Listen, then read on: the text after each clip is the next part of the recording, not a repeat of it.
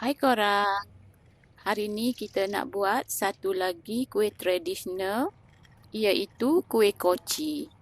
Antara kuih tradisional Melayu yang ramai peminatnya termasuklah saya sendiri.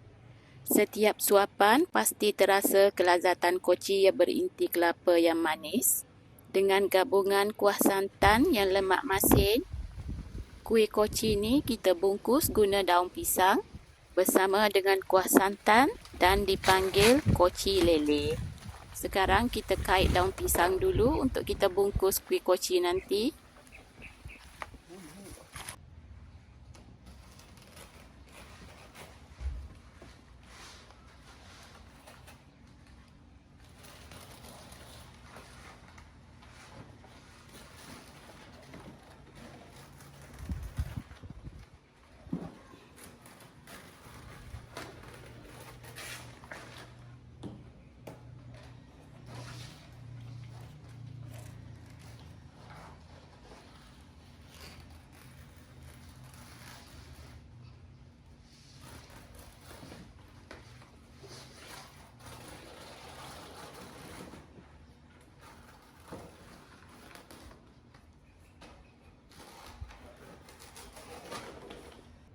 Sekarang kita nak buat kuah santan.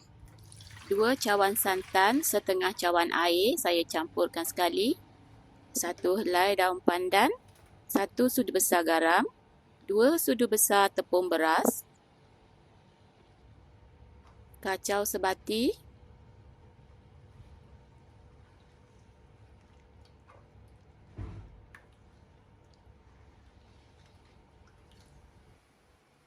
sudah sebati baru buka api. Kacau dan masak sehingga meletup-letup, boleh matikan api.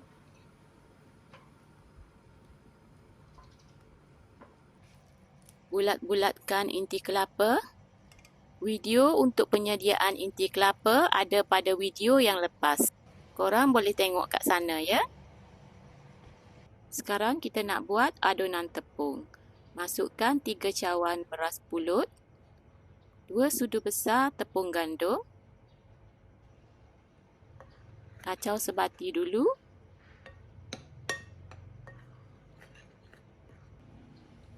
Kemudian masukkan air. Jumlah sukatan air lebih kurang 300 ml. Masuk air sedikit-sedikit. Jangan masukkan semua sekaligus. Kita takut adunan tepung jadi terlebih lembik.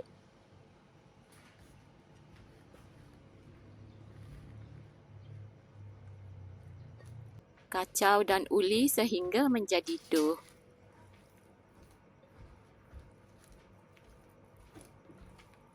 Nampaknya adunan tepung kita terlebih lembik. Tak apa, tambahkan lagi sedikit tepung pulut. Uli lagi sehingga dough tidak melekat pada bekas ataupun tangan. Itu tandanya dough kita sudah jadi. Sementara itu, air sudah pun kita panaskan dan mendidih. Ambil sedikit adunan tepung, bulat-bulatkan. Tekan pada bahagian tengah untuk kita isi inti. Tutup kembali. Pastikan tidak ada yang bocor. Dan tertutup rapat.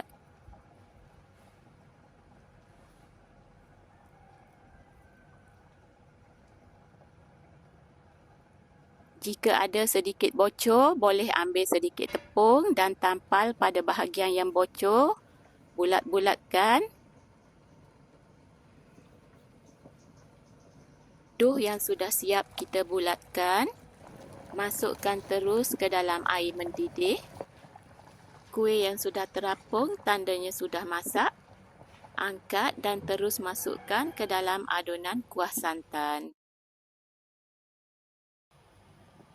Salutkan kuih koci dengan santan supaya tidak melekat antara satu sama lain.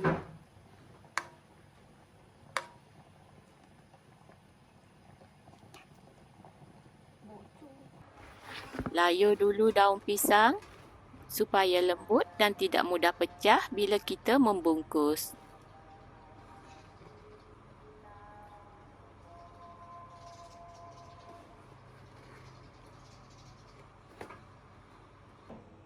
Sekarang masa untuk kita bungkus kuih koci kita. Letakkan kuih koci pada bahagian tengah daun pisang. Letakkan sedikit santan dan bungkus. Begini cara saya bungkus kuih koci. Bagi korang yang ada cara lain untuk bungkus, boleh ikut cara masing-masing. Kuih koci yang sudah siap dibungkus, tidak lagi dikukus, boleh terus dimakan.